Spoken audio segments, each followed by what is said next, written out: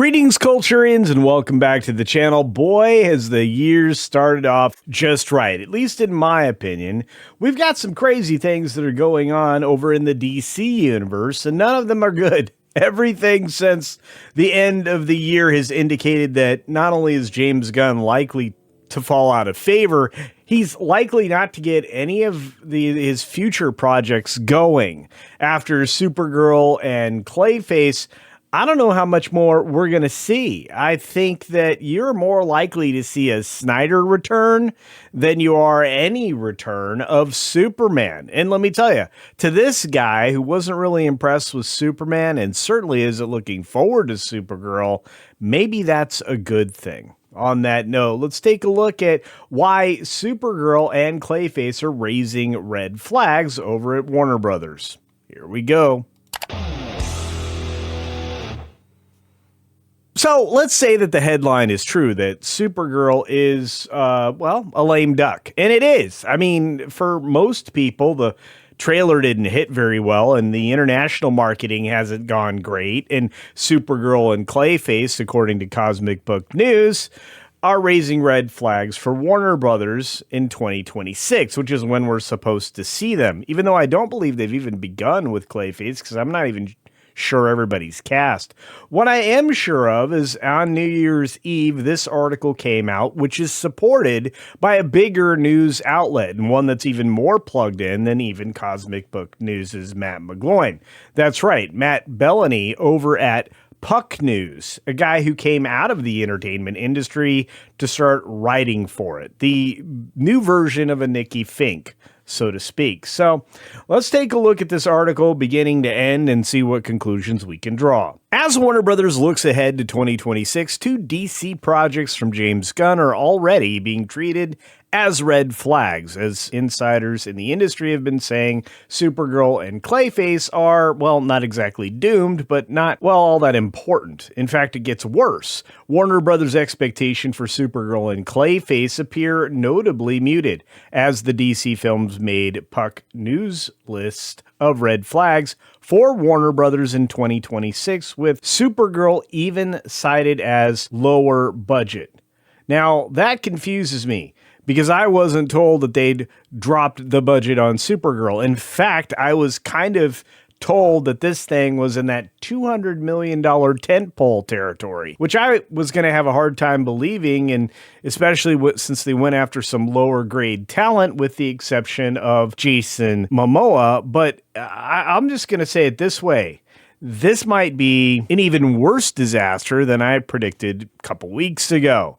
Supergirl's coming out on June 26th. Lower budget DC with Millie Alcock starring. And I'm going to tell you, they seem to have wasted her and her talent and her looks. A lot of people thought there should have been a different casting here, but that's not Millie's fault. That's whoever did the casting for the film.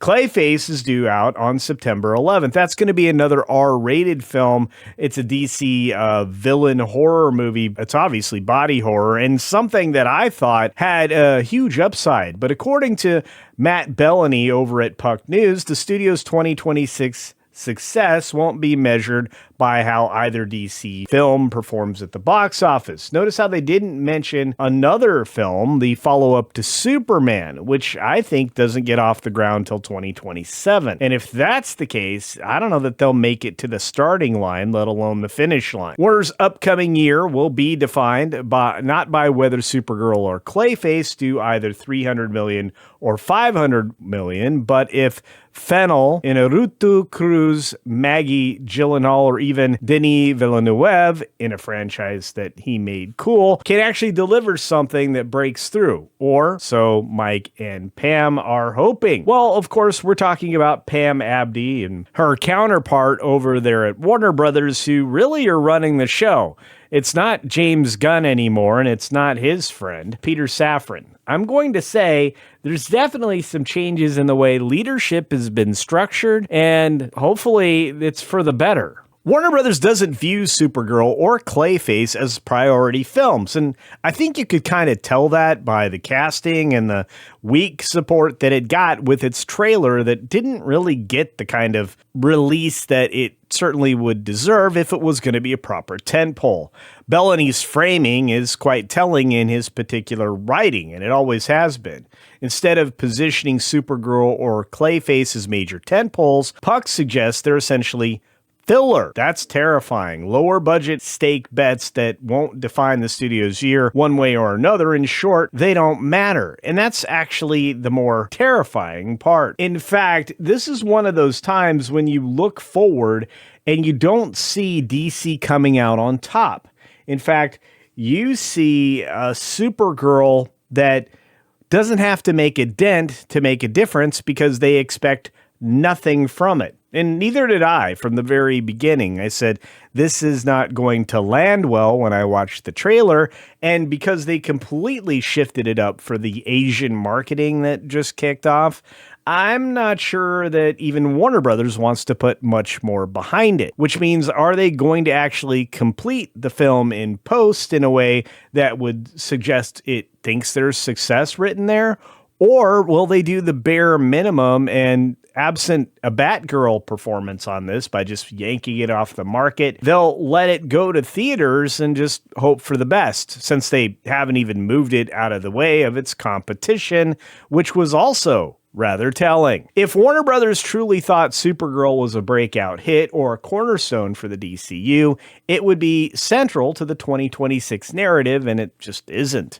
Instead, it's treated as background noise in a year where, well, we're going to see somebody win Warner Brothers Discovery away from its current management. That's right. David Zaslav, his investors from Liberty Media and AT&T are going to be saying goodbye to this baby, and probably the global network investments as well. Supergirl, already surrounded by warning signs, isn't a good sign, of course. That skepticism lines up with everything else surrounding Supergirl so far, which includes heavy backlash to the trailer. Everything I complained about, the test screening chatter, which is, well, not good, and weak international interest. That's right.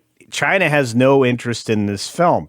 And as we've seen from Disney recently, they invest their faces off when they think there's a chance for the Asian market to, well, lift things up, despite the fact that they don't take home very much of that money.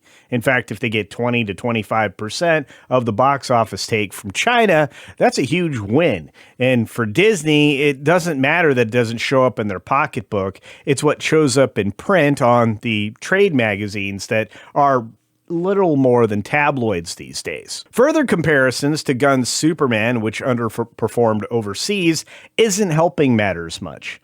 Now Puck is essentially confirming what many fans already suspect.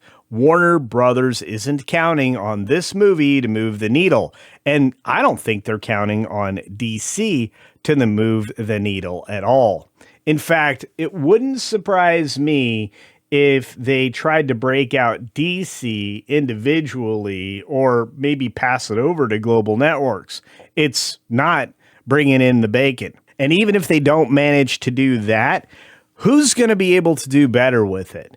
James Gunn or Paramount with some new leadership, or possibly Netflix, although I still don't see how regulation-wise that's going to clear any kind of hurdle. Clayface faces the same low expectation problem, which I'm not surprised by. And you probably aren't either. You see, Clayface doesn't fare any better in Puck's analysis for the same reason that I don't think it's going to do great. R-rated in horror is great if it lands in something people are going to immediately adopt. I mean, you could take a look at what's happened with a film like Last Rites, where it has a built-in audience, or maybe even Scream. But this is an R-rated DC villain film from a villain that really nobody's familiar with anymore. It's lumped into the same category. It's not a disaster waiting to happen, but it's not something that Warner Brothers expects to matter financially, which again, to me, makes a lot of sense. Now, DC movies are getting a pass because expectations are low. And again, it's not Superman all over again, which is going to be a disaster of its own down the road. We'll get to that another time. But one of the most striking parts of Belloni's piece is how openly DC is being given a pass. And it probably will be going forward, at least through what's likely to be Warner Brothers' last bit of ownership of something that might matter in the superhero realm. I really don't think that anything Zaslav ever touches is going to be as culturally impactful as what he could or couldn't do with DC under the leadership of Pam and Michael. So the bar is so low that after recent failures that simply not collapsing at all would be treated as a success. And again, this shows you the sentiment within the studio that Superman didn't perform up to snuff, which is something I said was going to happen and something that did happen, despite all the objections that I received in the comments and the, I guess, belittling of proof of a poor box office reception, which I still think didn't net the studio $1. So when outlets like Puck Media are involved in this conversation, it's not a good conversation for DC, and it certainly isn't a good conversation for Warner Brothers, who's literally trying to exit with as much money as possible.